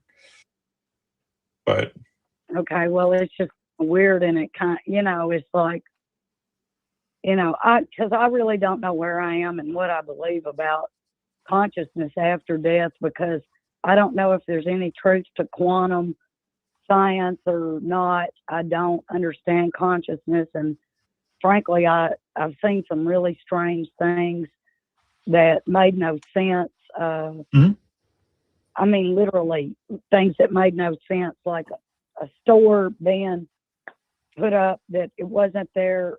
I mean, it sounds crazy, but I see some things in my reality from observation that does very much look like timeline jumps. And I know it sounds nuts, but so I don't know, because I did have a near-death experience, and these strange things did start happening after that. So I don't really know. And I think that there's so much that we don't know, but I don't know what consciousness is to know if it could survive. I don't know. Well, we know that consciousness is an emergent property of the brain, and we know this because we can affect people's consciousness through damage to the brain, through chemicals. And in terms of damage to the brain, we can actually change people's personality. You can see what someone's personality is through their brain waves, and then damage to, like from a car crash. That severe damage can actually change those brainwaves, and you end up with a completely different personality than what you had before. So, that's what consciousness is. It's an emergent property of this thing we call a brain. Wow. So, do you believe in any kind of reincarnation, or do you think Nope. we're just like flowers? We bloom, we live, and we die, and that's it. Yeah, there's no evidence that anything we would call me is going to survive brain death. Because my brain is what produces me, what I consider to be me. And, we can do things like we can read people's minds up to 3 seconds before they're conscious of the thought, not for complex thoughts, but for much simpler thoughts. Neuroscience is just that good right now, which means we'll soon be able to, and I say soon, I don't mean next year. It could be a decade or more, or a century from now, before we're able to do more than that. Because I don't know what the complexities are in doing it. But we're getting there, and we're starting to understand more about how the human brain works. But and like you, I hold out some hope that there's something in the quantum fields that will keep my consciousness some version of alive. But I know that is a foolish hope, because there's absolutely no reason to believe it. But it would be it'd be nice to have that. But no, once you're dead, you're dead. Live every minute you can. I know that at my age that I have more minutes behind me than I do ahead of me, and I want to make the most of those. Yeah, and that's a really profound realization, because somebody posted in the chat, like, if there's no God, what's the meaning to anything? And if you're just going to live for a while and then you're not going to live ever again, and that's it. To me, that makes life infinitely more precious. If I thought I had an unending number of moments ahead of me, stretching into eternity forever, then every individual moment I live now would be worth nothing, because it would be worth nothing compared to how many more I still have to go. The fact that I don't think that, and that I agree with Jim, that we have one life, we live, we stop living, that's it. That to me makes every day, every hour, every moment infinitely more precious, infinitely more important, and infinitely more valuable. So I hope that's able to help you to think about it in a less sort of threatening way. It just makes life precious, and we should live life as if it's precious, because it is. I just think I've been threatened so long that I don't know. I almost feel like the threatening that has been done to me for 60 years is just, it's so marred in there that, like, and I got to be honest with you, I don't like Yahweh at all. And I mean, it's still like, I know it's just a mythological thing intellectually, but emotionally, I can't stand the guy. And I just, I feel like, oh, well, what if this Yahweh really ends up being the God? And he's hearing every word I say, and all this bad stuff starts happening to me. How is that normal? Is that a normal thought? It's normal for you to feel that if you've had a lifetime of indoctrination. Sorry, Tim. Yeah, no, I was exactly going to say the exact same thing. It is absolutely normal. You have been terrified into believing for how many years before you started to stop? It's going to take a while to overcome all of that indoctrination. Oh, I don't have to. I mean, it's just hard to tell myself. And then I'll say, well, even if he is, I wouldn't want to be around him. I mean, that's how I have to phrase it. And I have to, it's like I have to have other thoughts to kind of counteract those. And sometimes it's exhausting. And I guess being so indoctrinated and being very devout at one time, I guess that's just mapped my brain into something I wish I could undo with a magic wand, but it's very devastating. Religion is such a horrendous plight on the world. I feel like, Hitchens, when he, what he said about religion. It's just the most destructive force there is. And I really appreciate you guys talking with me about this tonight. And I want to let other callers get in, but you're the last caller of the night, Rhonda. Yeah, I wanted to just leave you with another thought, Rhonda, which is I want you to understand two things. One is that belief isn't a choice.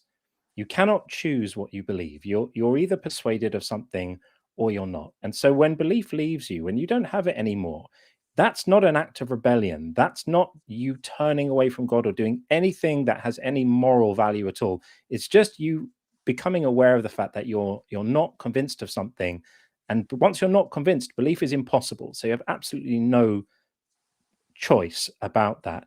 But the other one is I really wouldn't want you to feel that there's a way of doing deconstruction properly, and that if you're not doing it properly, you're failing at it in some way. Like you're talking about still having residual fears or still having these concerns. That's going to take time to go. And, your win is that you've been able to be honest with yourself and you've had the courage to follow your mind where reason leads it, rather than just staying in the dark and not being prepared to be the one person in the elevator facing the door rather than the wall. That is a win for you already. And you don't have to give yourself a hard time about not executing on your deconstruction with perfection all the time. The other thing that's very hard is I lost my husband in 2020. And as a Christian, I always had this thought that, well, I'll see him again, I mean, even though grief is so unbearable. But now, it's like you're losing a lot, but I don't know. You are losing a lot. I mean, you lost your husband of how many years? Well, we had been together 9 years, and he was the love of my life, and we had a great relationship. And he died 6 years ago. Yeah, see, that's the thing that Christianity tries to hide from you. You have, in fact, lost something, and it's okay to feel that grief. It's okay to be angry about it. It's okay to try and make a bargain with something, anything, to bring him back. All of those things are perfectly okay. They're not okay to stay in them for so long they start to cause other problems in areas in your life. But it's okay to feel those things. And Christianity hides that from you by saying, oh, you haven't lost him. They're coming back. You'll see them again. Yeah. And I don't find that to be any comfort at all, that I don't have to feel that grief, or feeling the grief at the loss is not okay. That is utter bullshit. It is absolutely okay to feel that loss, to realize that, and to go through those stages of grief. Like I said, just don't stay in them for too long. And I have no idea what too long is. I think when they start causing you problems in other areas of your life, you might want to think about maybe it's too long. Definitely talk to a therapist. They're good for that kind of stuff. But I don't. I've done really well accepting it, even though, and I'm having to accept it kind of in a double kind of way, since my whole core belief system has done a 180. Mm-hmm. So it's like, it's a double kind of thing, you know. It's like I lost it once, but at least I kind of had this hope that, and I know this sounds delusional, that he would come back somehow, that, you know, somehow I even believe he's got to manifest him back, you know, because I got into some kind of weird new agey, I don't know what is that manifestation stuff, but I was believing that, you know. Well, I'll just manifest. I think that would be your bargaining phase. Yeah. Of this, the 5 stages of grief. That's that bargaining phase. And yeah, it's fine to do that. Just don't stay there. Because that's part of the grief process, right? And you did lose 2 things at the same time. You lost the love of your life, and you lost part of your identity. Yeah. Those are perfectly fine to go through that and feel that grief. Well, it's been really difficult, and I just want to be free of the constant threats and the constant disappointments of believing that prayer, you know. I mean, I can't believe how much time, and then when it doesn't happen, you know, oh, well, it was your fault. So you're the one that's always wrong, constantly, always. You're always wrong. And it feels like just such a beat down philosophy to live by that, like you guys said, I'd just rather live a beautiful short time and relish every moment and make the best of it than to constantly struggle with, oh, suffering, you're suffering, that's good. That's a good thing for you to suffer. That just really brings, God puts his closest people to suffering. That's what he does to his best servants. And, oh, you didn't pray hard enough. You didn't have enough faith. And it's, oh, you know, you didn't do this. You didn't do that. You didn't address it properly. I'm just tired of it. I'm worn out with it. Mm-hmm. And I'm so grateful. You guys are doing a tremendous service to humanity with the show. Well, thank you. We try one caller at a time. And Rhonda, we are going to have to cut it short here, unfortunately. Feel free to call back anytime. So grateful that you all let me speak tonight and ask these questions, and you've been really helpful. And I greatly appreciate what you're doing. Well, thank you. And we hope things get turned around for you and you start feeling better soon, and that you find some more joy and happiness. Well, I am. I'm a little hoarse tonight, so it makes me sound a little bit less jovial than I usually am. But anyway, I'm doing well. And again, thank you both so much. Take care. You're welcome. Take it easy. Okay. Thank you. All righty, folks. And with that excellent call, we are going to be calling it an evening. I believe I have one more super chat to read. Let me scroll up here and get to it. We're out there. I just don't scroll so fast. All right. From Flibberty Giblets, $4.99. My favorite yacht captain and Englishman. Thank you so much. Oh, do you sail, John? No, I don't. It's a metaphor. Oh, okay. I was going to say I sail, or did sail. I don't have a boat anymore. But anyway. And so we have some things coming up. On Wednesday, we have Life After Faith. On Thursday, Critical Call with AJ and Secular Rarity. And then next week on this very show will be Justin and Neil, 604 Atheists. So we have some exciting stuff to come up. And then we have some folks who have generously decided to donate over on Patreon. Paul Cammish, Karen Butcher, HellsBells, Logan Fisher, Amanda McLeod, Rion, D. Murphy, Dan D., Michael Wiseman, Sonny Shell, Phil Calderone. Thank you all so much from the heart of our bottom of our hearts for supporting that. It does take money to run Call-In Studio. It takes money to subscribe to some of these services. And so everything you can do helps. That includes like, subscribe. We keep forgetting to tell people to do that. But yes, like and subscribe, share the video. All that helps as well. And then some YouTube sponsors would be Kelly Laughlin, Logan Fisher, Stop the Stupidity, Infallible, Angela, Skeptical Scott, and tons of mice. Thank you guys so much for supporting this channel on YouTube. You can do that as well, and that would be awesome. But like I said, if you don't spend what you don't have. You can share your stream to your friends.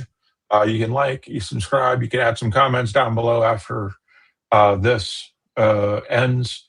So it would be awesome for you guys to do any of those things, and that all helps. And then thank you so much to the crew who allowed John and I to come up here and just bump our gums and maybe click one or two things and not much else. There's so much going on behind the scenes.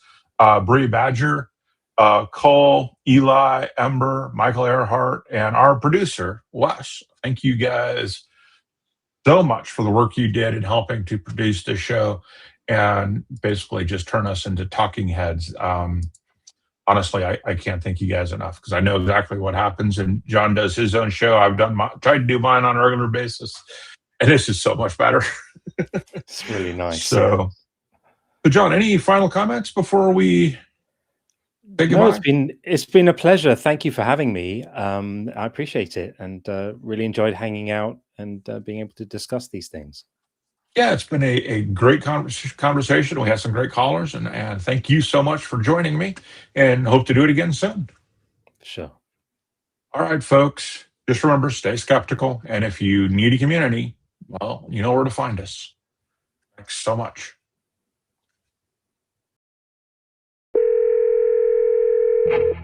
This is Skeptic Haven. Let's talk.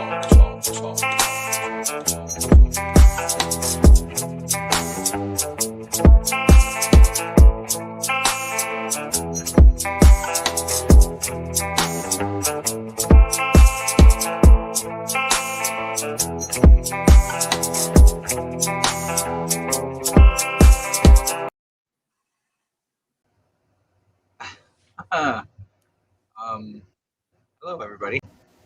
Hi. Hello.